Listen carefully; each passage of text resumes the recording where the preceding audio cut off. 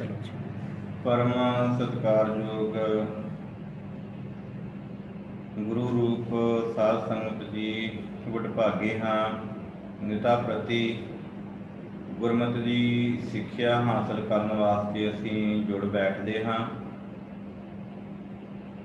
ਬੜੇ ਹੀ ਵਡਭਾਗੇ ਹਾਂ। ਗੁਰੂ ਰਹਿਮਤ ਕਰੇ ਇਸੇ ਤਰ੍ਹਾਂ ਸਾਡਾ ਜੋੜ ਮਿਲ ਬਣਿਆ ਰਹੇ ਤੇ ਅਸੀਂ ਇਸੇ ਸੰਗਤ ਰੂਪ ਦੇ ਵਿੱਚ ਇੱਕ ਦੂਜੇ ਦੇ ਨਾਲ ਗੁਰਮਤਿ ਦੀ ਵਿਚਾਰ ਸਾਂਝੀ ਕਰਦੇ ਰਹੀਏ। ਅੱਜ ਜਿਹੜੀ ਵਿਚਾਰ ਅਸੀਂ ਕਰਨੀ ਹੈ ਭਾਈ ਗੁਰਦਾਸ ਜੀ ਦੀ 10ਵੀਂ ਵਾਰ ਦੇ ਅੰਦਰ 5ਵੀਂ ਪੌੜੀ, ਜਿਸ ਵਿੱਚ ਭਗਤ ਰਾਜਾ ਜਨਕ ਦੀ ਸਾਖੀ ਹੈ। ਭਗਤ ਰਾਜਾ ਜਨਕ ਜਿਸ ਦੇ ਬਾਬਤ ਭਾਈ ਗੁਰਦਾਸ ਜੀ ਨੇ ਜ਼ਿਕਰ ਕਰਕੇ ਤੇ ਅਖੀਰ ਇਹ ਗੱਲ ਦ੍ਰਿੜਾਈ ਹੈ ਕਿ ਮੁਕਤ ਜੁਗਤ ਨਾਵੈ ਕੀ ਦਾਸੀ। ਸੋ ਇਸ ਸਰਲੇਖ ਤੇ ਅਸੀਂ ਅੱਜ ਵਿਚਾਰ ਕਰਕੇ ਜੋ ਸਾਡੇ ਜੀਵਨ ਦੇ ਉਤਰਾਅ ਚੜ੍ਹਾਅ ਹਨ, ਭਗਤਾਂ ਦੀਆਂ ਸਾਖੀਆਂ ਤੋਂ ਸੇਧ ਲੈ ਕੇ ਅਸੀਂ ਆਪਣੇ ਜੀਵਨ ਵਿੱਚ ਜਿਹੜਾ ਵਾ ਉਹ ਪਰਮਾਤਮਾ ਦੇ ਨਾਮ ਦੀ ਸਥਾਪਨਾ ਕਰਨੀ ਹੈ। ਸੋ ਆਓ ਵਿਚਾਰ ਕਰਨ ਤੋਂ ਪਹਿਲਾਂ ਸਾਰੀ ਸੰਗਤ ਰਲ ਕੇ ਗੁਰਫਤਿਹ ਦੇ ਨਾਲ ਸਾਂਝ ਬਣਾਈਏ। ਗੱਜ ਕੇ ਆਖੋ ਵਾਹਿਗੁਰੂ ਜੀ ਕਾ ਖਾਲਸਾ, ਵਾਹਿਗੁਰੂ ਜੀ ਕੀ ਫਤਿਹ। ਅਸੀਂ ਜਿੱਥੇ ਭਗਤ ਰਾਜਾ ਜਨਕ ਜੀ ਬਾਰੇ ਗੁਰਬਾਣੀ ਵਿੱਚੋਂ ਵੀ ਪੜ੍ਹਨਾ ਹੈ, ਉੱਥੇ ਨਾਲ ਨਾਲ ਭਾਈ ਗੁਰਦਾਸ ਜੀ ਉਹਨਾਂ ਵੱਲੋਂ ਜੋ ਇਹ ਸਾਖੀ ਹੈ ਉਹ ਵੀ ਦ੍ਰਿੜ ਕਰਨੀ ਹੈ। ਸੋ ਸਭ ਤੋਂ ਪਹਿਲਾਂ ਅਸੀਂ ਇਸ ਪੌੜੀ ਦਾ ਮੂਲ ਪਾਠ ਕਰਾਂਗੇ ਤੇ ਫਿਰ ਅਸੀਂ ਇਹਦੀ ਅਗਲੇਰੀ ਜਿਹੜੀ ਵਿਚਾਰ ਹੈ ਉਹ ਆਰੰਭ ਕਰਨੀ ਹੈ। ਭਾਈ ਗੁਰਦਾਸ ਜੀ ਕੀ ਲਿਖਦੇ ਹਨ? ਇਹ ਪੌੜੀ 5ਵੀਂ ਹੈ ਤੇ ਇਹਦਾ ਸਰਲੇਖ ਹੈ ਰਾਜਾ ਜਨਕ। ਭਾਈ ਗੁਰਦਾਸ ਜੀ ਜ਼ਿਕਰ ਕਰਦੇ ਹਨ ਕਿ ਭਗਤ ਵੱਡਾ ਰਾਜਾ ਜਨਕ ਹੈ, ਗੁਰਮੁਖ ਮਾਇਆ ਵਿੱਚ ਉਦਾਸੀ, ਦੇਵ ਲੋਕ ਨੂੰ ਚੱਲਿਆ ਗਣ ਗੰਧਰਵ ਸਭਾ ਸੁਖ ਵਾਸੀ, ਜਾਮਪੁਰ ਗਿਆ ਪੁਕਾਰ ਸੁਣ ਲਿਵ ਲਾਵਣ ਜੀ ਨਰਕ ਨਿਵਾਸੀ, ਧਰਮ ਰਾਏ ਨੂੰ ਆਖਿਓਨ ਸਭਨਾ ਦੀ ਕਰ ਬੰਦ ਖਲਾਸੀ, ਕਰੇ ਬੇਨਤੀ ਧਰਮ ਰਾਏ ਹਉ ਸੇਵਕ ਠਾਕੁਰ ਅਬਿਨਾਸੀ, ਗਹਿਣੇ ਧਰਿਅਨ ਏਕ ਨਾਉ ਪਾਪਾਂ ਨਾਲ ਕਰੈ ਨਿਰਜਾਸੀ, ਪਾਪ ਸੰਗ ਪਾਪ ਨਾ ਪੁਜਨੀ, ਗੁਰਮੁਖ ਨਾਉ ਅਤੁਲ ਨਾ ਤੁਲਾਸੀ, ਨਰਕਹੁ ਛੁਟੇ ਜੀ ਜੰਤ ਕੱਟੀ ਗਲਹੁ ਸਿਲਕ ਜਮ ਫਾਸੀ, ਮੁਕਤ ਜੁਗਤ ਨਾਵੈ ਦੀ ਦਾਸੀ। ਸੋ ਇਹ ਅਸੀਂ ਮੂਲ ਪਾਠ ਜਿਹੜਾ ਵਾ ਪੌੜੀ ਦਾ ਕੀਤਾ ਸੀ ਤੇ ਇਸ ਵਿੱਚ ਭਾਈ ਗੁਰਦਾਸ ਜੀ ਜੋ ਜ਼ਿਕਰ ਕਰਦੇ ਹਨ, ਇਹਦੀ ਵਿਚਾਰ ਆਰੰਭ ਕਰਨ ਤੋਂ ਪਹਿਲਾਂ ਅਸੀਂ ਗੁਰਬਾਣੀ ਦੇ ਅਨੁਸਾਰ ਜੋ ਭਗਤ ਜਨਕ ਹੈ, ਰਾਜਾ ਜਨਕ, ਇਸ ਦੇ ਬਾਬਤ ਕੀ ਜ਼ਿਕਰ ਆਉਂਦਾ ਹੈ ਕਿ ਇਹ ਬਹੁਤ ਵੱਡਾ ਰਾਜਾ ਹੋਇਆ ਹੈ। ਭਗਤ ਵੱਡਾ ਰਾਜਾ ਜਨਕ ਹੈ, ਗੁਰਮੁਖ ਮਾਇਆ ਵਿੱਚ ਉਦਾਸੀ। ਕਿ ਇਸ ਧਰਤੀ ਦੇ ਉੱਤੇ ਬਹੁਤ ਵੱਡਾ ਭਗਤ ਜਿਹੜਾ ਉਹ ਰਾਜਾ ਜਨਕ ਹੋਇਆ, ਜਿਹਨੇ ਮਾਇਆ ਦੇ ਵਿੱਚ ਉਦਾਸ ਰਹਿ ਕੇ, ਭਾਵ ਮਾਇਆ ਤੋਂ ਨਿਰਲੇਪ ਰਹਿ ਕੇ, ਮਾਇਆ ਦੇ ਖਜ਼ਾਨੇ ਹੋਣ ਦੇ ਬਾਵਜੂਦ ਵੀ ਮਾਇਆ ਤੋਂ ਨਿਰਲੇਪ ਰਹਿ ਕੇ ਤੇ ਉਸ ਪ੍ਰਭੂ ਦੀ ਬੰਦਗੀ ਨੂੰ ਕਰਕੇ ਆਤਮਾ ਨੂੰ ਪਰਮਾਤਮਾ ਵਿੱਚ ਲੀਨ ਕੀਤਾ। ਇੱਥੇ ਇੱਕ ਸਾਖੀ ਪ੍ਰਚਲਿਤ ਹੈ ਜਿਹੜੀ ਭਾਈ ਗੁਰਦਾਸ ਜੀ ਨੇ ਇਸ ਪੌੜੀ ਵਿੱਚ ਜ਼ਿਕਰ ਨਹੀਂ ਕੀਤਾ, ਪਰ ਜਦੋਂ ਅਸੀਂ ਗੁਰੂ ਗ੍ਰੰਥ ਸਾਹਿਬ ਨੂੰ ਪੜ੍ਹਦੇ ਆ ਨਾ ਤੇ ਉਸ ਵਿੱਚ ਇਹ ਜ਼ਿਕਰ ਆਉਂਦਾ ਹੈ ਕਿ ਇੱਕ ਵਾਰ ਰਾਜਾ ਜਨਕ ਜਦੋਂ ਰਾਜਗੱਦੀ ਤੇ ਬੈਠਾ ਹੈ, ਆਸੇ ਪਾਸੇ ਜਿਹੜਾ ਵਾ ਉਹ ਸੋਨੇ ਨਾਲ, ਧਨ ਦੇ ਨਾਲ, ਹੀਰਿਆਂ ਦੇ ਨਾਲ ਭੰਡਾਰ ਭਰੇ ਨੇ ਦਾਸੀਆਂ ਇਹਦੀਆਂ ਸੇਵਾ ਵਿੱਚ ਲੱਗੀਆਂ ਨੇ। ਤੇ ਉਸ ਸਮੇਂ ਇੱਕ ਮੁਨੀ ਆਉਂਦਾ ਜਿਹਦਾ ਨਾਂ ਸੁਖਦੇਵ ਹੈ, ਸੁਖਦੇਵ ਮੁਨੀ। ਇਹ ਰਾਜੇ ਜਨਕ ਨੂੰ ਗੁਰੂ ਧਾਰਨ ਕਰਨ ਵਾਸਤੇ ਆਇਆ, ਕਿਉਂਕਿ ਸੰਸਾਰ ਦੇ ਉੱਤੇ ਰਾਜੇ ਜਨਕ ਦੀ ਬੜੀ ਚਰਚਾ ਸੀ। ਇਹ ਬੜਾ ਵੱਡਾ ਰਾਜਾ ਸੀ। ਇਹ ਬ੍ਰਾਹਮਣ ਨੂੰ ਪੂਜਣ ਵਾਲਾ, ਬ੍ਰਾਹਮਣ ਨੂੰ ਪੂਜਿਆ ਹੋਇਆ, ਉਹਦੇ ਨਾਮ ਵਿੱਚ ਲਿਵਲੀਨ। ਤੇ ਜਦੋਂ ਸੁਖਦੇਵ ਮੁਨੀ ਦੇ ਰਾਜ ਮਹਿਲਾਂ ਵਿੱਚ ਪੁੱਜਦਾ ਹੈ ਨਾ, ਤੇ ਹੁਣ ਅਸੀਂ ਤੱਕਦੇ ਹੀ ਹਾਂ ਕਿ ਜਿਹੜਾ ਰਾਜਾ ਹੋਵੇ ਉਹਦਾ ਮਹਿਲ ਕਿੱਡਾ ਵੱਡਾ ਹੋਵੇਗਾ। ਪਹਿਲਾਂ ਤੇ ਇਹਦੇ ਰਾਜ ਵਿੱਚ ਪ੍ਰਵੇਸ਼ ਕਰਦਾ ਤੇ ਸਾਰੀ ਜਨਤਾ ਬੜੀ ਸੁਖੀ ਤੱਕਦਾ, ਆਸੇ ਪਾਸੇ ਲੋਕ ਬੜੇ ਖੁਸ਼ ਨੇ, ਖੁਸ਼ਹਾਲ ਨੇ, ਜੀ ਜੰਤ ਸਭ ਸੁੱਖ ਬਤੀਤ ਕਰਦੇ ਨੇ। ਕਿਉਂਕਿ ਕਹਿੰਦੇ ਹੁੰਦੇ ਆ ਕਿ ਪੁਰਾਤਨ ਸਮੇਂ ਵਿੱਚ ਜਿਸ ਪਿੰਡ ਦੇ ਬਾਹਰੋਂ ਉਹਦੀ ਪਰਾਲੀ ਦੇ ਢੇਰਾਂ ਤੇ ਉਹਦੀਆਂ ਰੂੜੀਆਂ ਤੋਂ ਪਤਾ ਚੱਲ ਜਾਂਦਾ ਕਿ ਇਹ ਪਿੰਡ ਕਿੰਨਾ ਕੁ ਖੁਸ਼ਹਾਲ ਹੈ। ਭਾਵ ਪੁਰਾਣੇ ਸਮੇਂ ਵਿੱਚ ਬਾਹਰ ਪਰਾਲੀ ਦੇ ਢੇਰ ਵੇਖਣਾ ਤੇ ਆਖਣਾ ਇੱਥੇ ਅਨਾਜ ਦੀ ਪੈਦਾਇਸ਼ ਚੰਗੀ ਹੈ ਤੇ ਇਹ ਖੁਸ਼ਹਾਲ ਹੈ। ਤੇ ਰੂੜੀਆਂ ਦਾ ਜਿਹੜਾ ਗੋਬਰ ਹੁੰਦਾ ਪਸ਼ੂਆਂ ਦਾ, ਉਸ ਗੋਬਰ ਦਾ ਢੇਰ ਵੇਖਣਾ ਤੇ ਆਖਣਾ ਕਿ ਇਸ ਨਗਰ ਦੇ ਵਿੱਚ ਦੁੱਧ ਵੀ ਚੰਗਾ ਹੈ, ਇਹ ਲੋਕ ਖੁਸ਼ਹਾਲ ਨੇ। ਕਿਉਂਕਿ ਪੁਰਾਣੇ ਸਮੇਂ ਵਿੱਚ ਦੁੱਧ ਬਹੁਤ ਘੱਟ ਵੇਚਿਆ ਜਾਂਦਾ ਸੀ ਤੇ ਦੁੱਧ ਦੇ ਪਦਾਰਥ ਜਿਸ ਤਰ੍ਹਾਂ ਘਰ ਦਾ ਖੋਆ, ਘਰ ਦਾ ਮੱਖਣ, ਘਰ ਦਾ ਦੇਸੀ ਘਿਓ, ਲੱਸੀ, ਦਹੀਂ, ਇਹ ਸਭ ਕੁਝ ਘਰ ਦੇ ਵਿੱਚ ਪੈਦਾ ਹੁੰਦਾ ਸੀ। ਤੇ ਉਸ ਸਮੇਂ ਪਿੰਡ ਦੇ ਗੀਰਿਆਂ ਤੋਂ, ਪਿੰਡ ਦੇ ਉਸ ਗੋਬਰ ਤੋਂ ਪਤਾ ਚੱਲਣਾ ਵੀ ਇਹ ਪਿੰਡ ਖੁਸ਼ਹਾਲ ਹੈ ਕਿ ਨਹੀਂ। ਹੁਣ ਸੁਖਦੇਵ ਮੁਨੀ ਜਦੋਂ ਆਣ ਕੇ ਕੀ ਤੱਕਦਾ ਹੈ ਕਿ ਇਸ ਦੇ ਰਾਜ ਵਿੱਚ ਸਾਰੇ ਖੁਸ਼ਹਾਲ ਨੇ, ਤੁਰਿਆ ਜਾਂਦਾ ਰਾਜ ਮਹਿਲ ਦੇ ਦਰਵਾਜ਼ੇ ਤੱਕ ਪਹੁੰਚਦਾ ਤੇ ਉਸ ਦੇ ਮੰਤਰੀ, ਰਾਜੇ ਦੇ ਮੰਤਰੀ, ਰਾਜੇ ਜਨਕ ਦੇ ਬੜੇ ਸਤਿਕਾਰ ਦੇ ਨਾਲ ਇਹਨੂੰ ਅੰਦਰ ਲੈ ਕੇ ਜਾਂਦੇ ਨੇ। ਸਭ ਤੋਂ ਪਹਿਲਾਂ ਇਹਦੀ ਆਓ ਭਗਤ ਕਰਦੇ ਨੇ, ਇਹਦੀ ਸੇਵਾ ਕਰਦੇ ਨੇ। ਸੇਵਾ ਕਰਨ ਤੋਂ ਬਾਅਦ ਫਿਰ ਇਹਨੂੰ ਆਖਦੇ ਨੇ ਕਿ ਹੁਣ ਤੁਸੀਂ ਆਰਾਮ ਕਰੋ, ਕਿਉਂਕਿ ਤੁਸੀਂ ਥੱਕੇ ਆਏ ਜੀ, ਤੁਹਾਡਾ ਸਰੀਰ ਥੱਕ ਗਿਆ ਹੈ। ਅਸੀਂ ਤੁਹਾਡੀ ਸੇਵਾ ਕਰਾਂਗੇ ਤੇ ਉਸ ਤੋਂ ਬਾਅਦ ਫਿਰ ਤੁਹਾਨੂੰ ਰਾਜੇ ਨਾਲ ਮਿਲਾਵਾਂਗੇ। ਜਦੋਂ ਇਹ ਸੁਣਦਾ ਹੈ ਤੇ ਬੜਾ ਖੁਸ਼ ਹੁੰਦਾ ਹੈ ਤੇ ਮਨ ਵਿੱਚ ਇਹ ਵੀ ਸੋਚਦਾ ਹੈ ਕਿ ਇਹ ਰਾਜਾ ਤੇ ਪੂਰੀ ਮਾਇਆ ਦੇ ਵਿੱਚ ਘਿਰਿਆ ਹੋਇਆ ਤੇ ਲੋਕ ਆਖਦੇ ਨੇ ਬੜਾ ਵੱਡਾ ਭਗਤ ਹੈ। ਮਨ ਦੇ ਵਿੱਚ ਸ਼ੰਕਾ ਆ ਗਿਆ। ਜਿਉਂ-ਜਿਉਂ ਇਹ ਤੁਰਿਆ ਜਾਂਦਾ ਤਿਉਂ-ਤਿਉਂ ਸ਼ੰਕੇ ਵੱਧਦੇ ਜਾਂਦੇ ਨੇ। ਜਦੋਂ ਸਵੇਰ ਹੁੰਦੀ ਆ ਤੇ ਰਾਜੇ ਦੇ ਦਰਸ਼ਨ ਕਰਨ ਵਾਸਤੇ, ਰਾਜੇ ਜਨਕ ਨੂੰ ਮਿਲਣ ਵਾਸਤੇ ਹੁਣ ਜਾਣਾ ਹੈ। ਦਰਬਾਰੀ ਆਉਂਦੇ ਨੇ, ਨਾਲ ਲੈ ਕੇ ਜਾਂਦੇ ਨੇ। ਕੀ ਤੱਕਦਾ ਹੈ, ਡਿਉੜੀ ਪਾਰ ਕਰਦਾ ਹੈ। ਜਿਸ ਆਸਣ ਦੇ ਉੱਤੇ ਰਾਜਾ ਬੈਠਾ ਹੈ ਉਹਦੇ ਆਸੇ ਪਾਸੇ ਉਹਦੀਆਂ ਰਾਣੀਆਂ, ਉਹਦੀਆਂ ਦਾਸੀਆਂ ਸਭ ਉਹਦੀ ਸੇਵਾ ਵਿੱਚ ਲੱਗੀਆਂ ਨੇ ਤੇ ਆਸੇ ਪਾਸੇ ਚਾਰੇ ਪਾਸੇ ਉਸ ਮਹਿਲ ਦੇ ਵਿੱਚ ਕਿਤੇ ਹੀਰੇ ਪਏ ਨੇ, ਕਿਤੇ ਜਵਾਹਰਾਤ ਪਏ ਨੇ, ਕਿਤੇ ਸੋਨਾ, ਕਿਤੇ ਧਨ, ਹਰ ਪਾਸੇ ਖਲਾਰਾ ਪਿਆ ਹੋਇਆ ਤੇ ਬੜਾ ਹੈਰਾਨ ਰਹਿੰਦਾ, ਬੈਠ ਜਾਂਦਾ। ਪਰ ਮਨ ਦੇ ਵਿੱਚ ਸ਼ੰਕਾ ਹੈ। ਜਦੋਂ ਇਹ ਸ਼ੰਕਾ ਆਉਂਦਾ ਨਾ ਮਨ ਦੇ ਵਿੱਚ, ਤੇ ਰਾਜਾ ਕੀ ਕਰਦਾ ਹੈ, ਕਿਉਂਕਿ ਭਗਤ ਸੀ, ਇਹਦਾ ਸ਼ੰਕਾ ਨਿਵਰਤ ਕਰਨ ਵਾਸਤੇ ਹੁਣ ਇੱਕ ਖੇਡ ਰਚੀ। ਤੇ ਸਭ ਤੋਂ ਪਹਿਲਾਂ ਭਗਤ ਸੁਖਦੇਵ ਨੂੰ ਪੁੱਛਿਆ ਕਿ ਹਾਂਜੀ ਮੁਨੀ ਜੀ, ਤੁਸੀਂ ਕਿੱਕੋ ਆਏ ਜੇ, ਕੀ ਕਰਨ ਵਾਸਤੇ ਆਏ ਜੇ? ਕਹਿੰਦੇ ਅਸੀਂ ਤੁਹਾਨੂੰ ਗੁਰੂ ਧਾਰਨ ਕਰਨਾ, ਪਰ ਇੱਕ ਮਨ ਦੇ ਵਿੱਚ ਸ਼ੰਕਾ ਆ ਗਿਆ, ਕਿਉਂਕਿ ਗੁਰੂ ਧਾਰਨ ਕਰਨਾ। ਕਹਿੰਦੇ ਹਾਂਜੀ, ਕਿਹੜਾ ਸ਼ੰਕਾ? ਕਹਿੰਦੇ ਵੀ ਇੰਨਾ ਧਨ, ਇੰਨੀ ਮਾਇਆ, ਦਾਸੀਆਂ ਚਾਰੇ ਪਾਸੇ, ਤੇਰੀਆਂ ਰਾਣੀਆਂ, ਤੇਰੀਆਂ ਦਾਸੀਆਂ ਤੇਰੀ ਸੇਵਾ ਵਿੱਚ ਲੱਗੀਆਂ ਨੇ। ਮੇਰਾ ਮਨ ਨਹੀਂ ਮੰਨਦਾ ਕਿ ਤੁਸੀਂ ਉੱਚੇ ਭਗਤ ਹੋਵੇ, ਉੱਚੇ ਇਖਲਾਕ ਵਾਲੇ, ਚੰਗੇ ਇਖਲਾਕ ਵਾਲੇ। ਜਦੋਂ ਇੰਨੀ ਗੱਲ ਸੁਣਦੇ ਆ ਕਹਿੰਦੇ ਠੀਕ ਹੈ, ਤੁਹਾਡੀ ਨਿਵਰਤੀ ਕਰ ਦਿੰਦੇ ਆ।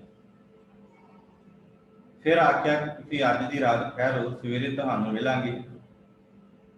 ਤੇ ਰਾਜਨ ਫਿਰ ਆਪਣੇ ਮਹਿਲ ਦੇ ਵਿੱਚ ਆਪਣੇ ਦਰਬਾਰੀਆਂ ਦੇ ਕੋਲੋਂ ਇੱਕ ਤੇਲ ਦਾ ਥਾਲ ਭਰ ਕੇ ਮੰਗਵਾ ਕੇ ਰੱਖ ਲੈਂਦਾ।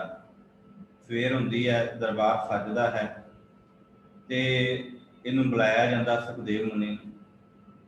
ਆਖਦੇ ਨੇ ਸੁਖਦੇਵ ਮੁਨੀ ਜੀ ਇਸ ਤਰ੍ਹਾਂ ਕਰੋ, ਹੁਣ ਆਹ ਥਾਲ ਆਪਣੀ ਤਲੀ ਉੱਤੇ ਰੱਖ ਲਓ। ਸੁਖਦੇਵ ਮੁਨੀ ਜੀ ਰੱਖ ਲੈਂਦੇ ਨੇ। ਜਦੋਂ ਥਾਲ ਰੱਖਦੇ ਆ ਨਾ ਤੇ ਹੁਣ ਰਾਜਨ ਨੇ ਇੱਕ ਗੱਲ ਆਖੀ ਕਿ ਮੁਨੀ ਜੀ ਤੁਸੀਂ ਬਹੁਤ ਭੁੱਗੇ ਹੋਏ ਜੇ, ਪਰ ਇੰਨਾ ਖਿਆਲ ਰੱਖਣਾ ਕਿ ਇਸ ਤੇਲ ਦੇ ਵਿੱਚ ਤੁਸੀਂ ਆਪਣਾ ਚਿਹਰਾ ਵੇਖਣਾ ਤੇ ਇੱਕ ਬੂੰਦ ਵੀ ਤੇਲ ਦੀ ਧਰਤੀ ਤੇ ਨਹੀਂ ਡਿੱਗਣੀ ਚਾਹੀਦੀ। ਦੂਸਰਾ, ਤੁਹਾਡਾ ਚਿਹਰਾ ਸਾਫ਼ ਦਿਖਣਾ ਚਾਹੀਦਾ ਤੇ ਤੁਸੀਂ ਸਾਰੇ ਸਾਡੇ ਰਾਜ ਦਾ ਇੱਕ ਚੱਕਰ ਲਾ ਕੇ ਆਉਣਾ, ਸਾਡੇ ਮਹਿਲ ਦਾ ਇੱਕ ਚੱਕਰ ਲਾ ਕੇ ਆਉਣਾ।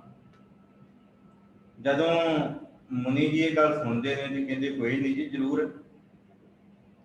ਹੱਥ ਵਿੱਚ ਉਹ ਤੇਲ ਦਾ ਥਾਲ ਏ, ਉੱਪਰ ਆਪਣਾ ਮੂੰਹ ਰੱਖਿਆ ਇਸ ਤਰ੍ਹਾਂ ਅੱਗੇ ਕਰਕੇ, ਹੱਥ ਨੂੰ ਸਾਹਮਣੇ ਆਪਣਾ ਜਿੱਦਾਂ ਸ਼ੀਸ਼ਾ ਅਸੀਂ ਦੇਖਦੇ ਹਾਂ, ਧੌਣ ਝੁਕਾ ਕੇ ਤੇ ਪੈਰ ਟਿਕਾ ਟਿਕਾ ਕੇ ਜਾਂਦਾ। ਹੁਣ ਰਸਤੇ ਵਿੱਚ ਕਿਉਂਕਿ ਰਾਜ ਦਾ ਚੱਕਰ ਲਾਉਣਾ ਸੀ, ਰਸਤੇ ਵਿੱਚ ਕੀ ਆਉਂਦਾ ਹੈ, ਕਈਆਂ ਥਾਵਾਂ ਤੇ ਕਿਤੇ ਮਰਗ ਹੋਈ ਹੁੰਦੀ ਹੈ, ਜਿੱਦਾਂ ਆਮ ਅਸੀਂ ਦੇਖਦੇ ਹਾਂ। ਇੱਥੋਂ ਤੁਰੀਏ ਰਸਤੇ ਵਿੱਚ ਕਈਆਂ ਦੀਆਂ ਅਰਥੀਆਂ ਜਾਣਦੀਆਂ ਹੁੰਦੀਆਂ, ਕਈ ਸਾਨੂੰ ਰਸਤੇ ਵਿੱਚ ਬਰਾਤੀ ਮਿਲਦੇ ਨੇ ਬਰਾਤਾਂ ਲੈ ਕੇ, ਕਈ ਸਾਨੂੰ ਦੁਖੀ ਮਿਲਦੇ ਨੇ, ਕਈ ਸੜਕਾਂ ਉੱਤੇ ਘੋੜੇ ਮਿਲਦੇ ਨੇ, ਕਈ ਪ੍ਰਕਾਰ ਦੇ, ਕੋਈ ਢੋਲ ਵਜਾ ਰਿਹਾ, ਕੋਈ ਨੱਚ ਰਿਹਾ, ਕੋਈ ਟੱਪ ਰਿਹਾ, ਸਭ ਦੇਖਦੇ। ਸਾਡਾ ਮਨ ਉੱਧਰ ਹੀ ਹੁੰਦਾ ਨਾ। ਅਸੀਂ ਆਪਣੇ ਉੱਤੇ ਵੀ ਇਹ ਗੱਲ ਟਿਕਾਉਣੀ ਹੈ ਕਿ ਸਾਡਾ ਮਨ ਜਿਹੜਾ ਨਾ, ਜਦੋਂ ਵੀ ਅਸੀਂ ਘਰ ਤੋਂ ਜਾਂਦੇ ਸਾਡਾ ਚੌਗਿਰਦੇ ਵੱਲ ਧਿਆਨ ਹੁੰਦਾ, ਕਦੇ ਪ੍ਰਮਾਤਮਾ ਦੀ ਬੰਦਗੀ ਵੱਲ ਨਹੀਂ।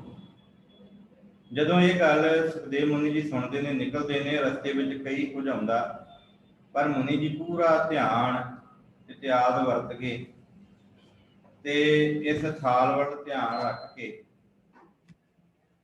ਤੁਰੇ ਜਾਂਦੇ ਨੇ, ਤੁਰੇ ਜਾਂਦੇ ਨੇ, ਪੂਰੇ ਰਾਜ ਦਾ ਚੱਕਰ ਲਾ ਕੇ ਤੇ ਰਾਜ ਮਹਿਲਾਂ ਵਿੱਚ ਪੁੱਜਦੇ ਨੇ। ਜਦੋਂ ਪੁੱਜ ਜਾਂਦੇ ਨੇ ਰਾਜ ਮਹਿਲਾਂ ਵਿੱਚ ਤੇ ਫਿਰ ਉਹ ਥਾਲ ਆਣ ਕੇ ਤੇ ਰੱਖ ਦਿੰਦੇ ਨੇ।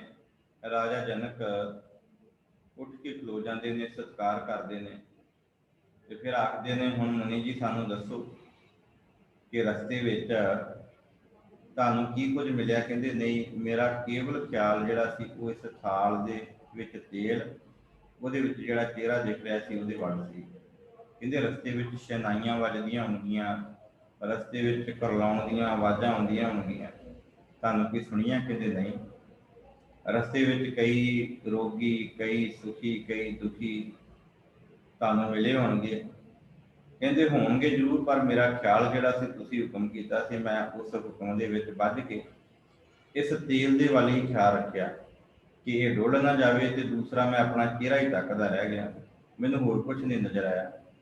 ਕਹਿੰਦੇ ਬਸ ਇਸੇ ਤਰ੍ਹਾਂ ਹੀ ਅਸੀਂ ਵੀ ਇਹ ਜਿਹੜਾ ਧਨ ਦਾ ਭੰਡਾਰ ਤੁਹਾਨੂੰ ਮਿਲ ਰਿਹਾ, ਇਹ ਅਸੀਂ ਵੀ ਇਸੇ ਤਰ੍ਹਾਂ ਹੀ ਇਸ ਵਿੱਚ ਬੈਠੇ ਹੋਏ ਹਾਂ, ਜਿਸ ਤਰ੍ਹਾਂ ਤੁਸੀਂ ਹੁਣ ਇਹ ਸਾਡੇ ਰਾਜ ਦਾ ਜਿਹੜਾ ਇੱਕ ਤੁਸੀਂ ਸੈਰ ਕਰਕੇ ਆਏ।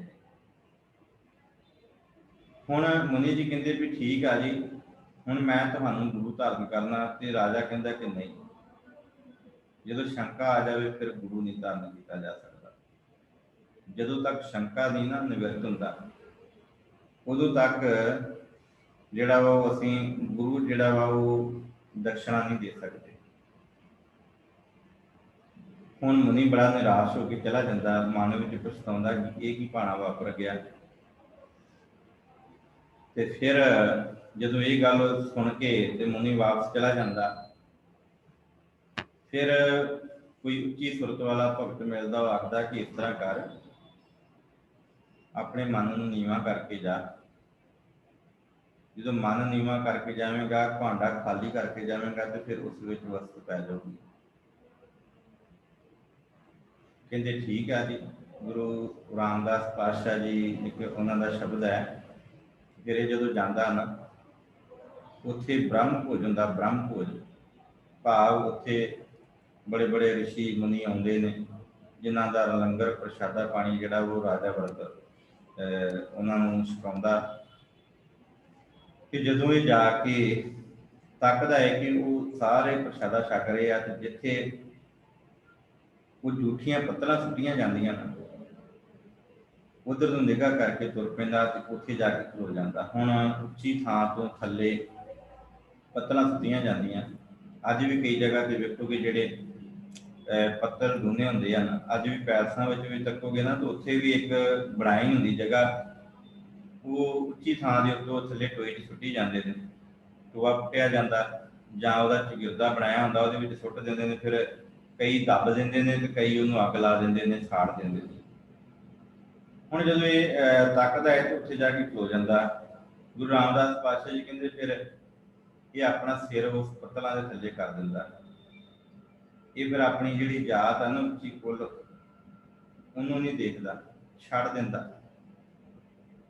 ਬੜਾ ਪਿਆਰਾ ਬਚਨ ਹੈ ਗੁਰੂ ਰਾਮਦਾਸ ਪਾਤਸ਼ਾਹ ਜੀ ਦਾ, ਜਾਤ ਨਜਾਤ ਦੇਖ ਮਤ ਭਰਮੋ, ਸੁਖ ਜਨਕ ਪੱਗੀ ਲਗ ਧਿਆਵੇ, ਝੂਠਣ ਝੂਠ ਪਈ ਸਿਰ ਉੱਪਰ। ਇਹਦੇ ਫਿਰ ਇਹਦੇ ਸਿਰ ਦੇ ਉੱਤੇ ਝੂਠੀਆਂ ਪੱਤਲਾਂ ਡਿੱਗੀਆਂ। ਖਿੰਨ ਮਨੁਆ ਤਿਲ ਨਾ ਡੁਲਾਵੇ, ਕੋਈ ਇਹਨੇ ਇੱਕ ਪਲ ਵੀ ਆਪਣਾ ਮਨ ਜਿਹੜਾ ਉਹ ਡੁਲਾਇਆ ਨਹੀਂ।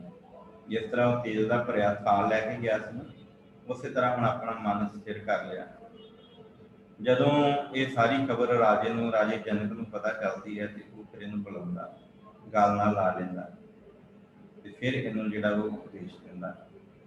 ਇਹ ਗੁਰਬਾਣੀ ਅਨੁਸਾਰ ਭਗਤ ਰਾਜਾ ਜਨਕ ਦੀ ਸਾਖੀ ਸੀ। ਇਹਨੂੰ ਸੁਖਦੇਵ ਮੁਨੀ ਮਿਲਿਆ ਸੀ।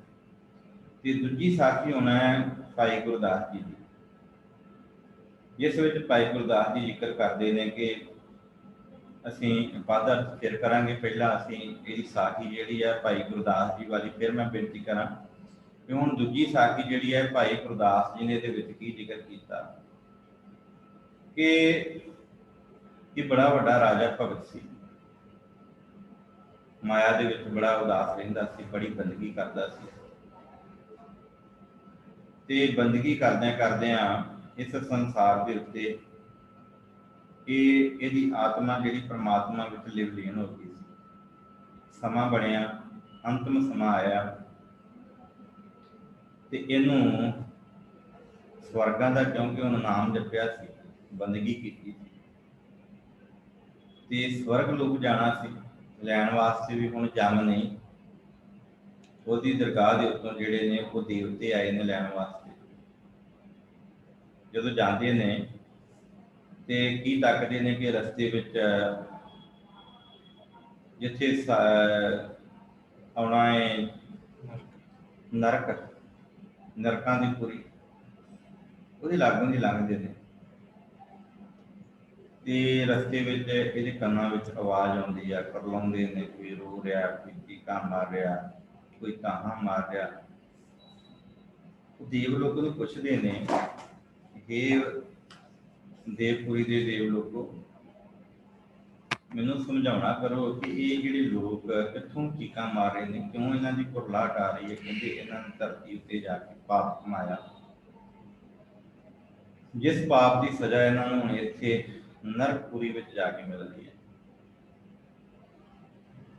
ਇਹਨਾਂ ਨੂੰ ਹੁਣ ਖਾਈਆਂ ਜਿਹੜੀਆਂ ਨੇ ਪੈ ਰਹੀਆਂ ਨੇ, ਕੋਈ ਤੇਲ ਵਿੱਚ ਸਾੜਿਆ ਜਾ ਰਿਹਾ, ਕਿਸੇ ਨੂੰ ਕਿਸੇ ਪ੍ਰਕਾਰ ਦੀ ਸਜ਼ਾ, ਕਿਸੇ ਨੂੰ ਕਿਸੇ ਪ੍ਰਕਾਰ ਦੀ, ਤੇ ਹੁਣ ਰੋਂਦੇ ਪਏ ਨੇ। ਮਨ ਬੜਾ ਦੁਖੀ ਹੋਇਆ ਕਿਉਂਕਿ ਆਪਣੇ ਰਾਜ ਵਿੱਚ ਕਿਸੇ ਨੂੰ ਇਹਨੇ ਦੁਖੀ ਨਹੀਂ ਸੀ ਕੀਤਾ। ਜਦੋਂ ਕੋਈ ਦੁਖੀ ਹੋਵੇ ਤੇ ਇਹਦੇ ਮਨ ਦੇ ਅੰਦਰ ਨਿਮਰਤਾ ਆ ਜਾਂਦੀ ਸੀ, ਸ਼ਰਧਾ ਆ ਜਾਂਦੀ ਸੀ, ਭਾਵਨਾ ਆ ਜਾਂਦੀ ਸੀ। ਕੀ ਤੱਕਿਆ ਕਿ ਜਦੋਂ ਇਹ ਸਭ ਕੁਝ ਵੇਖਿਆ ਤੇ ਉਹਨਾਂ ਦੇਵਤਿਆਂ ਨੂੰ ਆਖਿਆ ਕਿ ਮੈਂ ਇੱਕ ਵਾਰੀ ਨਰਕ ਦੇ ਵਿੱਚ ਜ਼ਰੂਰ ਜਾਣਾ ਚਾਹੁੰਦਾ। ਹੁਣ ਜਾਣਦੇ ਸਨ ਦੇਵਪੁਰੀ ਦੇ ਦੇਵਤੇ ਕਿ ਜੇ ਇਹ ਨਰਕਾਂ ਵਿੱਚ ਗਿਆ ਤੇ ਨਰਕਾਂ ਦਾ ਉਧਾਰ ਹੋ ਜਾਣਾ। ਇਹਦੇ ਨਾਮ ਦੀ ਬੜੀ ਮਹਾਨਤਾ ਸੀ। ਜਿੱਦ ਕੀਤੀ, ਕਹਿੰਦੇ ਵੀ ਮੈਂ ਜਾਣਾ ਹੀ ਤਾਂ ਵਾਂ ਜੇ ਤੁਸੀਂ ਮੈਨੂੰ ਨਰਕਾਂ ਦੀ ਪੂਰੀ ਵਿਖਾ ਕੇ ਲੈ ਕੇ ਜਾਓ। ਹੁਣ ਜਾਣਾ ਪਿਆ ਦੇਵਤਿਆਂ ਨੂੰ। ਜਦੋਂ ਨਰਕਪੁਰੀ ਵਿੱਚ ਜਾਂਦੇ ਨੇ, ਵੇਖਦੇ ਨੇ ਲੋਕ ਪ੍ਰਲਾਹਟਦੇ ਨੇ, ਰੋਂਦੇ ਨੇ, ਤਪਦੇ ਨੇ, ਖਪਦੇ ਨੇ। ਇਹ ਕਹਿੰਦੇ ਕਿ ਇਹਨਾਂ ਦਾ ਉਧਾਰ ਕਿੱਦਾਂ ਹੋ ਸਕਦਾ। ਫਿਰ ਦੇਵਤਿਆਂ ਨੇ ਆਖਿਆ ਕਿ ਉਧਾਰ ਹੋ ਸਕਦਾ ਜੇ ਕੋਈ ਉੱਗਿਆ ਹੋਇਆ ਨਾਮ ਦਾ ਜੱਪੀ ਤੱਪੀ, ਜਿੰਨੇ ਇਹਨਾਂ ਦੇ ਪਾਪ ਨੇ ਨਾ, ਉਹਨਾਂ ਪਾਪਾਂ ਦੇ ਬਰਾਬਰ ਕੋਈ ਉਨੀ ਨਾਮ ਦਾ ਜਾਪ ਕੀਤਾ ਹੋਵੇ। ਭਾਵ ਉਹਨਾਂ ਨਾਮ, ਹੁਣ ਤਕੜੀ ਵਿੱਚ ਤੋਲੀਏ ਨਾ, ਜੇ ਕਿਲੋ ਤੋਲੀਏ ਤੇ ਕਿਲੋ ਵਿੱਚ ਰਸ ਪਏਗੀ, ਚੌਲ ਪੈ ਜਾਣਗੇ, ਆਟਾ ਪੈ ਜਾਊਗਾ, ਫਿਰ ਹੀ ਬਰਾਬਰ ਹੋਊਗਾ। ਇਹਨੇ ਤੋਲਣ ਲੱਗਿਆ ਜਿੰਨੇ ਪਾਪ ਨੇ ਉਹਨਾਂ ਨਾਮ ਚਾਹੀਦਾ। ਮਨ ਵਿੱਚ ਸੋਚ ਵਿਚਾਰ ਕੀਤੀ ਤੇ ਕਹਿੰਦੇ ਵੀ ਇਸ ਤਰ੍ਹਾਂ ਕਰੋ, ਤੁਸੀਂ ਮੇਰਾ ਨਾਮ ਲੈ ਲਓ, ਇਹਨਾਂ ਦੇ ਪਾਪ ਕੱਟ ਲਓ। ਭਾਈ ਗੁਰਦਾਸ ਜੀ ਜ਼ਿਕਰ ਕਰਦੇ ਨੇ, ਜਦੋਂ ਫਿਰ ਤੋਲਣ ਲੱਗੇ ਨਾ, ਪਾਪਾਂ ਨੂੰ ਇੱਕ ਪਾਸੇ ਪਾਇਆ ਗਿਆ ਤੇ ਨਾਮ ਨੂੰ ਇੱਕ ਪਾਸੇ, ਤੇ ਭਗਤ ਰਾਜੇ ਜਨਕ ਦਾ ਜਿਹੜਾ ਨਾਮ ਸੀ ਉਹਦਾ ਚੌਥਾ ਹਿੱਸਾ, ਭਾਵ 4 ਹਿੱਸੇ ਲਏ, 4 ਹਿੱਸਿਆਂ ਚੋਂ ਚੌਥਾ ਹਿੱਸਾ ਜਿਹੜਾ ਸੀ ਨਾ, 1 2 3, ਇਹਦਾ ਚੌਥਾਈ ਹਿੱਸਾ ਨਾਮ ਦਾ ਜਿਹੜਾ ਸੀ, ਉਹਦੇ ਤੋਂ ਸਾਰਿਆਂ ਦੇ ਪਾਪ ਜਿਹੜੇ ਉਹਨੇ ਵਿਰਤ ਹੋ ਗਏ। 3 ਹਿੱਸੇ ਫਿਰ ਇਹਦੇ ਭਗਤ ਰਾਜੇ ਜਨਕ ਦੇ ਕੋਲੋਂ ਨਾਮ ਵੱਜ ਗਿਆ। ਇੰਨੀ ਬੰਦਗੀ ਕੀਤੀ ਸੀ, ਇੰਨੀ ਮਹਾਨਤਾ ਦ੍ਰਿੜ ਕਰਾਈ। ਜਦੋਂ ਸਾਰਿਆਂ ਦੇ ਪਾਪ ਕੱਟੇ ਗਏ ਨਾ, ਤੇ ਫਿਰ ਇਹ ਉਸ ਦੀ ਦਰਗਾਹ ਦੇ ਉੱਤੇ ਜਾ ਕੇ ਪਰਮਾਤਮਾ ਦੀ ਦਰਗਾਹ ਤੇ ਪ੍ਰਵਾਨ ਹੋਇਆ। ਇਹਨੇ ਬ੍ਰਾਹਮਣ ਲੋਕ ਨੂੰ ਵੀ ਆਖਿਆ, ਭਾਈ ਗੁਰਦਾਸ ਜੀ ਨੇ ਜ਼ਿਕਰ ਕੀਤਾ ਹੈ, ਬ੍ਰਹਮਾ ਨੇ ਆਖਿਆ ਕਿ ਮੈਂ ਵੀ, ਧਰਮਰਾਜ ਨੇ ਮਾਫ ਕਰਨਾ, ਧਰਮਰਾਜੇ ਨੇ ਆਖਿਆ ਕਿ ਮੈਂ ਵੀ ਉਹਦੇ ਪਰਮਾਤਮਾ ਦੇ ਹੁਕਮ ਵਿੱਚ ਬੱਝਾ ਹੋਇਆ, ਮੈਂ ਕੁਛ ਨਹੀਂ ਕਰ ਸਕਦਾ। ਤੇ ਫਿਰ ਇਹ ਜਿਹੜਾ ਸੀ ਨਾਮ, ਜਿਹੜਾ ਵਾ ਨਾਮ ਤੋਲ ਕੇ ਪਾਪਾਂ ਦੇ ਬਦਲੇ ਇਹਨਾਂ ਨੇ ਦਿੱਤਾ, ਆਪਣਾ ਨਾਮ ਦਿੱਤਾ, ਉਹਦਾ ਚੌਥਾ ਹਿੱਸਾ ਆਇਆ ਤੇ ਸਾਰਿਆਂ ਦੇ ਪਾਪ ਕੱਟੇ ਗਏ। ਤੇ ਭਾਈ ਗੁਰਦਾਸ ਜੀ ਜ਼ਿਕਰ ਕਰਦੇ ਨੇ, ਫਿਰ ਉਹ ਪਾਪਾਂ ਦੀ ਜਿਹੜੀ ਪੂਰੀ ਸੀ ਜਮ ਲੋਕ ਖਾਲੀ ਹੋ ਗਏ, ਇੱਥੇ ਜਮਾਂ ਦੀ ਖਾਈ ਪੈਂਦੀ ਸੀ। ਉਹ ਕਾਲ ਕੋਠੜੀ ਜਿਹੜੀ, ਉਹਦੇ ਵਿੱਚ ਕੋਈ ਵੀ ਪਾਪੀ ਨਾ ਰਿਹਾ, ਸਭ ਪਾਰ ਉਤਾਰਾ ਹੋ ਗਿਆ। ਸੋ ਆਓ ਬੜੇ ਪਿਆਰ ਦੇ ਨਾਲ ਹੁਣ ਆਪਾਂ ਜਿਹੜਾ ਵਾ ਉਹ ਇਸ ਪੰਕਤੀ ਦਾ ਜਿਹੜਾ ਵਾ ਭਾਈ ਗੁਰਦਾਸ ਜੀ ਨੇ ਵਾਰ ਕੀਤੀ, ਉਹਦਾ ਜ਼ਿਕਰ ਕਰੀਏ।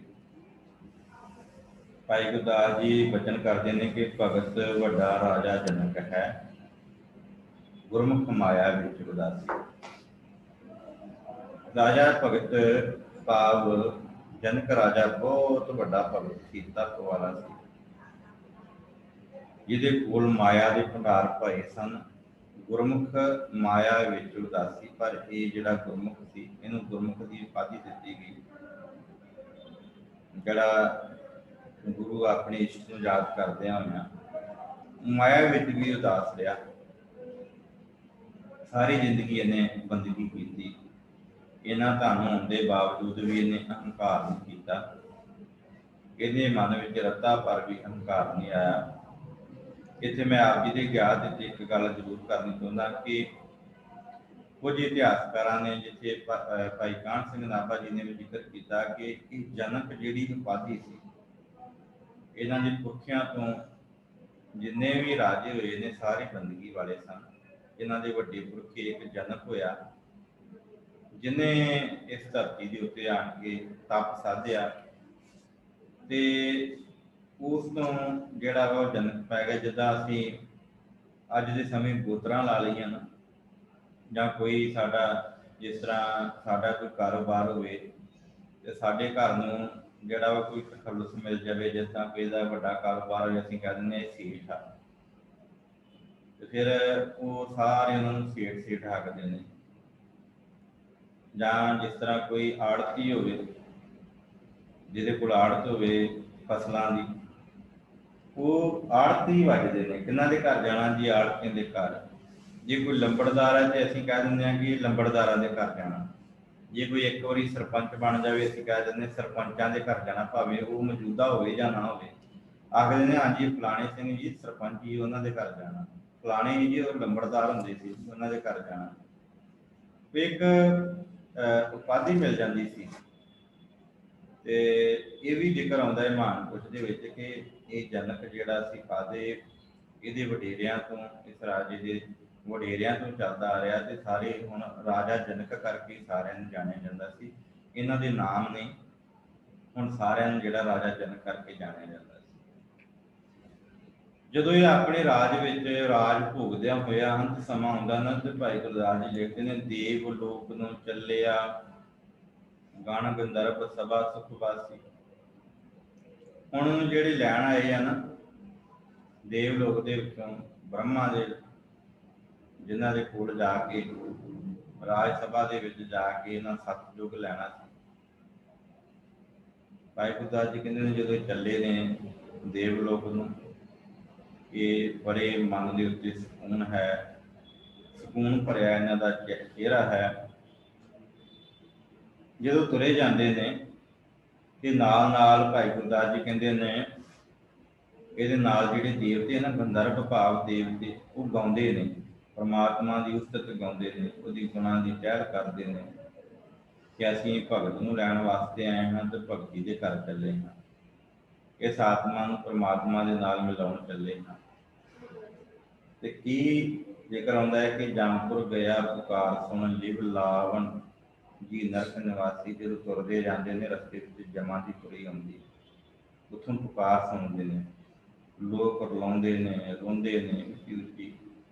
ਭਾਈ ਗੁਰਦਾਸ ਜੀ ਕਹਿੰਦੇ ਨੇ ਫਿਰ ਇਹ ਬੜੇ ਧਿਆਨ ਦੇ ਨਾਲ ਸੁਣਦਾ ਉਹਨਾਂ ਦੀ ਆਵਾਜ਼, ਪੁੱਛਦਾ ਹੈ, ਕਹਿੰਦੇ ਇਹ ਨਰਕਾਂ ਦੇ ਨਿਵਾਸੀ ਨੇ, ਇਹਨਾਂ ਦੀ ਇੱਥੇ ਬੰਦ ਖਲਾਸੀ ਹੋ ਰਹੀ ਆ, ਜੋ ਇਹਨਾਂ ਨੇ ਭੋਗਿਆ ਇਹਨਾਂ ਨੂੰ ਇੱਥੇ ਭੁਗਤਣਾ ਪੈ ਰਿਹਾ ਹੈ, ਜੋ ਕਰਮ ਕੀਤੇ ਨੇ ਉਹਨਾਂ ਦੀ ਇਹਨਾਂ ਨੂੰ ਸਜ਼ਾ ਮਿਲ ਰਹੀ ਹੈ। ਫਿਰ ਕਹਿੰਦੇ ਇਹਨੇ ਰਾਜਨ ਨੇ ਧਰਮ ਰਾਏ ਨੂੰ ਆਖਿਓ, ਭਾਈ ਗੁਰਦਾਸ ਜੀ ਕਹਿੰਦੇ ਫਿਰ ਧਰਮ ਰਾਏ ਨੂੰ ਜਾ ਕੇ ਤੇ ਬੇਨਤੀ ਕੀਤੀ ਕਿ ਇਹ ਧਰਮਰਾਜ ਜੀ ਸਭਨਾਂ ਦੀ ਕਰ ਬੰਦ ਖਲਾਸੀ, ਇਹਨਾਂ ਦੀ ਬੰਦ ਖਲਾਸੀ ਕਰ ਦਿਓ, ਮੈਥੋਂ ਨਹੀਂ ਤੱਕਿਆ ਜਾਂਦਾ। ਮੈਂ ਤੇ ਧਰਤੀ ਦੇ ਉੱਤੇ ਵੀ ਰਾਜ ਕੀਤਾ ਤੇ ਉੱਥੇ ਵੀ ਕਿਸੇ ਨੂੰ ਦੁਖੀ ਨਹੀਂ ਹੋਣ ਦਿੱਤਾ, ਮੈਥੋਂ ਇਹਨਾਂ ਦਾ ਦੁੱਖ ਨਹੀਂ ਵੇਖਿਆ ਜਾਂਦਾ। ਤੇ ਫਿਰ ਅੱਗੋਂ ਧਰਮ ਰਾਏ ਦੇ ਨਾਲ ਵਾਰਤਾਲਾਪ ਜਦੋਂ ਹੁੰਦੀ ਹੈ ਤੇ ਭਾਈ ਗੁਰਦਾਸ ਜੀ ਕਹਿੰਦੇ ਨੇ ਕਰੇ ਬੇਨਤੀ ਧਰਮ ਰਾਏ ਹਉ ਸੇਵਕ ਠਾਕੁਰ ਅਬਿਨਾਸੀ। ਮੈਂ ਤੇ ਉਸ ਪਰਮਾਤਮਾ ਦਾ ਸੇਵਕ ਹਾਂ, ਉਹਦੇ ਹੁਕਮ ਵਿੱਚ ਰੁੱਝਾ ਹੋਇਆ, ਹੱਥ ਜੋੜ ਕੇ ਬੇਨਤੀ ਕਰਦਾ। ਇੰਨੀ ਪੁੱਗੀ ਹੋਈ ਹਸਤੀ ਸੀ ਰਾਜਾ ਜਨਕ। ਮੈਂ ਤੇ ਉਸ ਠਾਕੁਰ ਦਾ ਭਾਵ ਉਸ ਪਰਮਾਤਮਾ ਦਾ ਸੇਵਕ ਹਾਂ ਜਿਹੜਾ ਕਦੇ ਵਿੰਸਣ ਵਾਲਾ ਨਹੀਂ, ਅਬਿਨਾਸੀ ਜਿਹੜਾ ਸਥਿਰ ਹੈ। ਮੈਂ ਉਹਦੇ ਹੁਕਮ ਦੇ ਵਿੱਚ ਬੱਝਾ ਹੋਇਆ, ਮੈਂ ਕੁਛ ਨਹੀਂ ਕਰ ਸਕਦਾ। ਕਹਿੰਦੀ ਕੋਈ ਹੈ ਰਾਹ? ਤੇ ਫਿਰ ਉਹ ਰਾਹ ਦੱਸਿਆ ਗਿਆ ਕਿ ਜੇ ਇਹਨਾਂ ਦੇ ਪਾਪਾਂ ਦੇ ਨਾਲ ਕੋਈ ਨਾਮ ਨਹੀਂ ਜੋੜਦੇ ਤੇ ਫਿਰ ਇਹਨਾਂ ਦੀ ਖਲਾਸੀ ਹੋ ਸਕਦੀ। ਕਹਿੰਦੇ ਫਿਰ ਗਹਿਣੇ ਧਰਿਅਨ ਏਕ ਨਾ ਪਾਪਾਂ ਨਾਲ ਕਰੇ ਨਿਰਜਾਸੀ। ਕਹਿੰਦੇ ਇਹਨਾਂ ਦੇ ਪਾਪਾਂ ਦੇ ਨਾਲ ਫਿਰ ਨਾਂ ਜਿਹੜਾ ਉਹ ਤੋਲਿਆ ਗਿਆ। ਤੇ ਭਾਈ ਗੁਰਦਾਸ ਜੀ ਕਹਿੰਦੇ ਨੇ ਪਾ ਸੰਗ ਪਾਪ ਨਾ ਪੁੱਜਣੀ ਗੁਰਮੁਖ ਨਾਮ ਅਤੁਲ ਨਾ ਖਲਾਸੀ। ਹੁਣ ਜਦੋਂ ਨਾਂ ਦੇ ਨਾਲ ਤੋਲਿਆ ਗਿਆ ਨਾ, ਜਦੋਂ ਨਾਂ ਪਾਪਾਂ ਦੇ ਨਾਲ ਪਾ ਸੰਗ ਭਾਵ ਉਹਦੇ ਜਿੰਨੇ ਵੀ ਉਹਨਾਂ ਦੇ ਹੈਗੇ ਸੀ ਪਾਪ, ਉਹਨਾਂ ਦੇ ਨਾਲ ਜਦੋਂ ਤੋਲਿਆ ਗਿਆ ਤੇ ਸਾਰੇ ਜਿਹੜੇ ਜੀਅ ਜੰਤ ਸਨ ਨਰਕ ਦੇ ਵਿੱਚ ਉਹ ਆਜ਼ਾਦ ਕੀਤੇ ਗਏ। ਉਹਨਾਂ ਦੇ ਗਲਾਂ ਦੇ ਵਿੱਚ ਜਿਹੜੇ ਪਾ ਸੰਗ ਸੰਗਲ ਪਾਏ ਗਏ ਸਨ ਪਾਪਾਂ ਦੇ ਕਰਕੇ, ਉਹ ਪਾ ਸੰਗ ਉਹਨਾਂ ਦੇ ਪਾਏ ਹੋਏ ਸੰਗਲ ਜਿਹੜੇ ਲਾ ਦਿੱਤੇ। ਹੁਣ ਉਹਨਾਂ ਦੇ ਜਿਹੜੇ ਪਾਪ ਸਨ ਉਹ ਨਹੀਂ ਵੇਖੇ ਗਏ, ਹੁਣ ਤੇ ਨਾਮ ਦੇ ਨਾਲ ਤੋਲਿਆ ਗਿਆ। ਤੇ ਭਾਈ ਗੁਰਦਾਸ ਜੀ ਕਹਿੰਦੇ ਨਰਕੋਂ ਛੁੱਟੇ ਜੀ ਜੰਤ ਕੱਟੀ ਗੱਲੋਂ ਸਿਲਕ ਜਮ ਫਾਸੀ। ਜਿਹੜੇ ਨਰਕ ਦੇ ਵਿੱਚ ਸਨ ਉਹ ਛੁੱਟ ਗਏ। ਨਰਕ ਤੋਂ ਜਿਹੜੇ ਨਰਕਾਂ ਦੇ ਵਿੱਚ ਬੱਝੇ ਹੋਏ ਸਨ ਉਹ ਛੁੱਟ ਗਏ, ਉਹਨਾਂ ਦੇ ਗਲਾਂ ਦੀ ਫਾਹੀ ਲੱਥ ਗਈ, ਉਹਨਾਂ ਨੂੰ ਮੁਕਤੀ ਦਵਾ ਦਿੱਤੀ ਗਈ। ਨਰਕੋਂ ਛੁੱਟੇ ਜੀ ਜੰਤ ਗਲੋਂ ਕੱਟੀ ਗਲੋਂ ਸਿਲਕ ਜਮ ਫਾਸੀ। ਤੇ ਉਹਨਾਂ ਦੀ ਗਲ ਵਿੱਚ ਜਿਹੜੀ ਫਾਸੀ ਸੀ ਜਮਾਂ ਦੀ ਫਾਹੀ ਉਹ ਕੱਟੀ ਗਈ। ਇੱਥੇ ਅਖੀਰ ਵਿੱਚ ਭਾਈ ਗੁਰਦਾਸ ਜੀ ਨੇ ਫਿਰ ਗੁਰਮਤਿ ਦ੍ਰਿੜਾਈ ਹੈ। ਉੱਪਰ ਜਿਹੜੀ ਆ ਉਹ ਤ੍ਰੇਤੇ ਯੁੱਗ ਦੇ ਭਗਤ ਰਾਜਾ ਜਨਕ ਦੀ ਸਾਖੀ ਹੈ, ਤੇ ਅਖੀਰ ਵਿੱਚ ਜਿਹੜਾ ਵਾ ਉਹ ਗੁਰਮਤਿ ਦ੍ਰਿੜਾਈ ਹੈ। ਗੁਰਮਤਿ ਕੀ ਹੈ ਕਿ ਮੁਕਤ ਜੁਗਤ ਨਾਵੇਂ ਕੀ ਦਾਸੀ। ਹੁਣ ਇੱਥੇ ਭਾਈ ਗੁਰਦਾਸ ਜੀ ਕਹਿੰਦੇ ਨੇ ਕਿ ਜਿਹੜੀ ਮੁਕਤੀ ਹੈ ਨਾ ਤੇ ਦੂਸਰਾ ਜੁਗਤ, ਦੂਜੇ ਨੂੰ ਮੁਕਤ ਕਰਨ ਦਾ ਤਰੀਕਾ। ਮੁਕਤ ਤੇ ਜੁਗਤ, ਇੱਕ ਮੁਕਤ ਹੈ ਜਿਹਦੇ ਨਾਲ ਮੁਕਤੀ ਮਿਲਦੀ ਹੈ, ਤੇ ਦੂਜਾ ਜਿਹੜਾ ਵਾ ਦੂਜੇ ਨੂੰ ਮੁਕਤ ਕਰਨ ਦਾ ਤਰੀਕਾ ਜੁਗਤ ਹੈ। ਜਿਸ ਤਰ੍ਹਾਂ ਇਸ ਰਾਜੇ ਨੇ, ਰਾਜੇ ਜਨਕ ਨੇ, ਉਹ ਜੁਗਤੀ ਵਰਤ ਕੇ ਤੇ ਜਿਹੜੇ ਨਰਕ ਕੁੰਡ ਵਿੱਚ ਗਲ ਰਹੇ ਸਨ, ਰੋ ਰਹੇ ਸਨ, ਕੁਰਲਾ ਰਹੇ ਸਨ, ਜਿਨ੍ਹਾਂ ਨੂੰ ਮਾਰ ਪੈ ਰਹੀ ਸੀ, ਉਹ ਨਰਕਾਂ ਦੇ ਜਾਇਆਂ ਨੂੰ ਬਾਹਰ ਕੱਢ ਕੇ ਉਹਨਾਂ ਦੀ ਬੰਦ ਖਾਸੀ ਕਰਾਈ। ਭਾਈ ਗੁਰਦਾਸ ਜੀ ਕਹਿੰਦੇ ਨੇ, ਪਰ ਗੁਰਮਤਿ ਇਹ ਗੱਲ ਕਹਿੰਦੀ ਹੈ ਕਿ ਮੁਕਤੀ ਤੇ ਜੁਗਤੀ, ਜਿਹੜੀ ਪ੍ਰਮਾਤਮਾ ਦੀ ਮੁਕਤੀ ਹੈ ਨਾ, ਇੱਕ ਉਹਦੇ ਉਸ ਜੁਗਤ, ਜਿਹੜੀ ਉਹ ਜੁਗਤ ਵਾ, ਇਹ ਨਾਮ ਦੀਆਂ ਦਾਸੀਆਂ ਹਨ, ਪ੍ਰਮਾਤਮਾ ਦੇ ਨਾਮ ਦੀਆਂ। ਕੋਈ ਵੱਡੀ ਖੇਡ ਨਹੀਂ ਹੈ ਗੁਰਮੁਖ ਵਾਸਤੇ, ਕਿਉਂਕਿ ਗੁਰਮੁਖ ਦਾ ਸਿਧਾਂਤ ਕੁਝ ਹੋਰ ਹੈ। ਗੁਰਮਤਿ ਇਹ ਗੱਲ ਆਖਦੀ ਹੈ ਕਿ ਕਰਮੀ ਆਪੂ ਆਪਣੀ ਕੇ ਨੇੜੇ ਕਦੂ, ਜਿੰਨੀ ਨਾਮ ਧਿਆਇਆ ਕਹੇ ਮੁਸਕਤ ਕਾਰ। ਗੁਰਮਤਿ ਇਹ ਗੱਲ ਆਖਦੀ ਹੈ।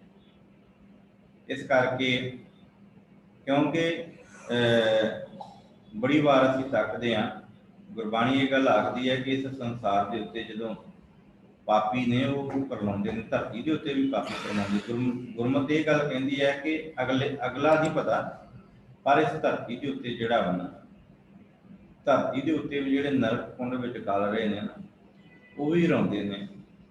ਪਾਵਨ ਬਚਨਾ ਬਾੜ ਵਿਜਾਨੜੇ ਹੁਮਸ ਹੁਮਸ, ਕੂਕਾਂ ਪਈਆਂ ਰਾਹੀ। ਜਦੋਂ ਵਿਖੜੇ ਰਾਹ ਵੱਲ ਤੁਰ ਪਈਏ ਨਾ, ਬਾਰ ਵਿਡਾਨੜੇ, ਬਾਰ ਕਹਿੰਦੇ ਨੇ ਜੰਗਲ ਨੂੰ, ਜਦੋਂ ਬਖੇੜੇ ਰਾਹ ਵਿੱਚ ਪਰਾਈ ਜੂ, ਬਾਹਰ ਪਰਾਈ ਜੂ ਨੂੰ ਵੀ ਆਖਿਆ ਗਿਆ, ਭਾਵ ਆਪਣੀ ਜੂ ਤੋਂ ਜਿੱਦਾਂ ਹੁਣ ਬੜੌਦੇ ਤੋਂ ਅਹਿਮਦਾਬਾਦ ਚਲੇ ਜਾਈਏ ਤੇ ਆਪਣੀ ਜੂ ਛੱਡ ਕੇ ਅਸੀਂ ਅਹਿਮਦਾਬਾਦ ਦੀ ਜੂ ਵਿੱਚ ਪ੍ਰਵੇਸ਼ ਕਰਾਂਗੇ। ਉੱਥੇ ਫਿਰ ਕੀ ਆ ਕਿ ਧੱਕੇ ਪੈਂਦੇ ਨੇ, ਜਦੋਂ ਤੱਕ ਅਸੀਂ ਉੱਥੇ ਟਿਕਦੇ ਨਹੀਂ ਉਦੋਂ ਤੱਕ ਸਾਨੂੰ ਕਦੇ ਧੱਕੇ, ਕਈ ਮੁਸ਼ਕਲਾਂ ਆਉਂਦੀਆਂ ਨੇ। ਤੇ ਸਤਿਗੁਰੂ ਜੀ ਬਖਸ਼ਿਸ਼ ਕਰਦੇ ਨੇ, ਤਉ ਸਹਿ ਸੇਤੀ ਲੱਗੜੀ ਡੋਰੀ, ਨਾਨਕ ਆਨੰਦ ਸੇਤੀ ਬਨੁਗਾ। ਕਿ ਜਦੋਂ ਇਸ ਸੰਸਾਰ ਦੇ ਉੱਤੇ ਅਸੀਂ ਬੁਰਾਈ ਖੂਹ ਦੇ ਵਿੱਚ ਜਾਂਦੇ ਹਾਂ ਤੇ ਫਿਰ ਉੱਥੇ ਬੜਾ ਮੁਸ਼ਕਿਲ ਹੁੰਦਾ ਹੈ, ਪਰ ਜਦੋਂ ਅਬਿਨਾਸੀ ਠਾਕੁਰ ਨੂੰ ਸਿਮਰਦੇ ਆ ਨਾ, ਤੇ ਫਿਰ ਉਹ ਬੇਗਾਨੀ ਜੂਹ ਦੇ ਵਿੱਚ ਵੀ ਸਾਡੀ ਰੱਖਿਆ ਕਰਦਾ ਹੈ। ਇਹ ਗੁਰਮਤਿ ਦਾ ਸਿਧਾਂਤ ਹੈ। ਬਾਕੀ ਇਸ ਧਰਤੀ ਦੇ ਉੱਤੇ ਬ੍ਰਹਮ ਗਿਆਨੀ ਪਰ ਉਪਕਾਰ ਉਮਾ, ਜਿਹੜਾ ਬ੍ਰਹਮ ਗਿਆਨੀ ਹੈ ਉਹ ਕਿਸੇ ਦੀ ਪੀੜਾ ਨਹੀਂ ਸਹਾਰ ਸਕਦਾ। ਉਹ ਕਈ ਵਾਰ ਧਰਤੀ ਦੇ ਉੱਤੇ ਜਦੋਂ ਤੱਕਦਾ ਨਾ ਕਿਸੇ ਦਾ ਦਰਦ ਤੇ ਉਹਦਾ ਦੁੱਖ ਕੱਟਣ ਵਾਸਤੇ ਆਪਣੇ ਤਨ ਤੇ ਪੀੜਾ ਜੜ ਲੈਂਦਾ, ਪਰ ਦੂਸਰਿਆਂ ਦਾ ਦੁੱਖ ਜਿਹੜਾ ਉਹ ਨਹੀਂ ਸਹਾਰ ਸਕਦਾ। ਇਤਿਹਾਸ ਗਵਾਹ ਹੈ, ਬ੍ਰਾਹਮਣ ਆਣ ਕੇ, ਕਸ਼ਮੀਰੀ ਪੰਡਤ ਆਣ ਕੇ ਰੋਂਦੇ ਨੇ ਤੇ ਗੁਰੂ ਤੇਗ ਬਹਾਦਰ ਪਾਤਸ਼ਾਹ ਦੀ ਦਿੱਲੀ ਚਾਂਦਨੀ ਚੌਕ ਆਪਣਾ ਸੀਸ ਕਟਾ ਦਿੰਦੇ। ਉਹਨਾਂ ਦਾ ਦੁੱਖ ਨਹੀਂ ਵੇਖਿਆ ਗਿਆ। ਇਸ ਧਰਤੀ ਤੇ ਵੀ ਕੇਵਲ ਉਸ ਬ੍ਰਹਮ ਲੋਕ 'ਚ ਨਹੀਂ, ਇਸ ਧਰਤੀ ਦੇ ਉੱਤੇ ਵੀ ਗੁਰੂ ਤੇਗ ਬਹਾਦਰ ਪਾਤਸ਼ਾਹ ਜੀ, ਜਿਨ੍ਹਾਂ ਨੇ ਕਸ਼ਮੀਰੀ ਪੰਡਤਾਂ ਦਾ ਭਾਵ ਬ੍ਰਾਹਮਣਾਂ ਦੀ ਰੱਖਿਆ ਵਾਸਤੇ ਆਪਣਾ ਬਲੀਦਾਨ ਦੇ ਦਿੱਤਾ। ਇਸ ਕਰਕੇ ਅਖੀਰ ਵਿੱਚ ਜਿਹੜਾ ਸਿਧਾਂਤ ਸਾਹਮਣੇ ਆਉਂਦਾ ਨਾ ਕਿ ਇਸ ਧਰਤੀ ਦੇ ਉੱਤੇ ਜਿੱਥੇ ਕੋਈ ਵੀ ਸਾਡਾ ਸਾਥ ਨਾ ਦੇਵੇ, ਉੱਥੇ ਪ੍ਰਮਾਤਮਾ ਦਾ ਨਾਮ ਹੀ ਸਾਥ ਦਿੰਦਾ ਹੈ। ਜੇ ਮਾਰਗ ਫਿਕਰ ਜਾਏ ਨਾ ਕੋਸਾ, ਹਰ ਕਾ ਨਾਮ ਆਉਣਾ ਸੰਤੋਖਾ। ਉੱਥੇ ਪ੍ਰਮਾਤਮਾ ਦਾ ਨਾਮ ਸਾਡਾ ਮਦਦਗਾਰ ਬਣਦਾ ਹੈ, ਸਹਾਇਕ ਬਣਦਾ ਹੈ। ਬਾਕੀ ਇਹ ਮੁਕਤੀਆਂ ਤੇ ਜੁਗਤੀਆਂ ਇਹ ਸਭ ਪ੍ਰਮਾਤਮਾ ਦੇ ਨਾਮ ਵਿੱਚ ਬੱਝੀਆਂ ਹੋਈਆਂ ਨੇ। ਗੁਰੂ ਰਹਿਮਤ ਕਰੇ ਅੱਜ ਦੀ ਇਸ ਸਾਖੀ ਤੋਂ, ਜਿਸ ਤਰ੍ਹਾਂ ਰਾਜੇ ਜਨਕ ਨੇ ਆਪਣੇ ਰਾਜ ਸਭਾ ਵਿੱਚ ਵੀ ਆਪਣੀ ਪ੍ਰਜਾ ਦਾ ਖਿਆਲ ਰੱਖਿਆ ਤੇ ਉੱਥੇ ਬ੍ਰਹਮ ਲੋਕ ਵਿੱਚ ਵੀ ਨਰਕ ਕੁੰਡ ਦੇ ਲੋਕਾਂ ਨੂੰ ਕੱਢਿਆ, ਸਾਨੂੰ ਵੀ ਯਾਦ ਆ ਜਾਵੇ ਅਸੀਂ ਵੀ ਇਸ ਧਰਤੀ 'ਤੇ ਰਹਿੰਦਿਆਂ ਹੋਇਆਂ ਉਸ ਬ੍ਰਹਮ ਦੀ ਪ੍ਰਾਪਤੀ ਲਈ ਨਾਮ ਜਪਦਿਆਂ ਹੋਇਆਂ ਦੂਸਰਿਆਂ ਦੀ ਮਦਦ ਕਰੀਏ, ਆਪਣੇ ਤਨ ਦਾ ਸੁੱਖ ਨਾ ਵੇਖੀਏ, ਦੁੱਖ ਵੀ ਆਵੇ ਤੇ ਦੂਜਿਆਂ ਨੂੰ ਸੁੱਖ ਪਹੁੰਚਾਉਣ ਦਾ ਯਤਨ ਕਰੀਏ। ਸੋ ਇੰਨੀਆਂ ਕੁ ਬੇਨਤੀਆਂ ਪ੍ਰਵਾਨ ਕਰਦੀਆਂ ਹੋਈਆਂ ਫੁੱਲਾਂ ਦੀ ਚਮਾ ਆਓ ਫਤਿਹ ਬੁਲਾਈ ਗੱਲ ਕੀ ਆਖੋ। ਵਾਹਿਗੁਰੂ ਜੀ ਕਾ ਖਾਲਸਾ, ਵਾਹਿਗੁਰੂ ਜੀ ਕੀ ਫਤਿਹ। ਜੀ ਕਾ ਖਾਲਸਾ, ਵਾਹਿਗੁਰੂ ਜੀ ਕੀ ਫਤਿਹ।